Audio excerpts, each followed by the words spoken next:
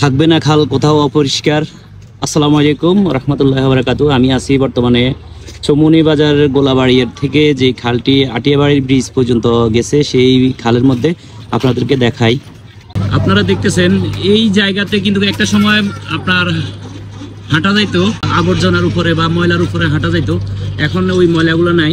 কিন্তু আবারও এই যে দেখেন কচুরিখানা আবারও তৈরি হয়ে গেছে, এখন এগুলো আবারও পরিষ্কার করার জন্য আমাদের অলরেডি কাজ চলমান।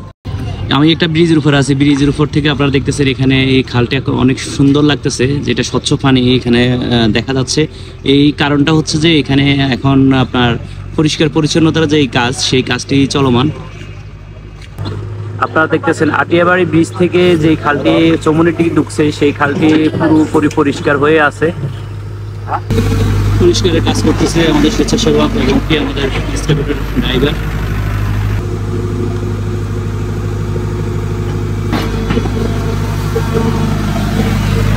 পরিষ্কারের কাজ করতেছে আপনারা দেখতেছেন।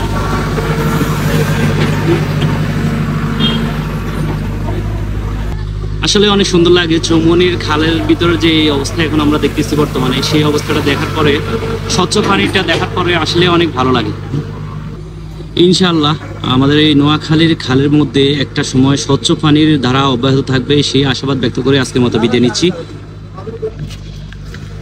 সবাই ভালো থাকুন, সুস্থ থাকুন, আমার জন্য দোয়া করুন। ইনশাআল্লাহ এরকম আপডেট নিয়ে আবারও আপনাদের মাঝে ফিরে আসবো। সে পর্যন্ত ভালো থাকুন আপনারা। আল্লাহ হাফেজ।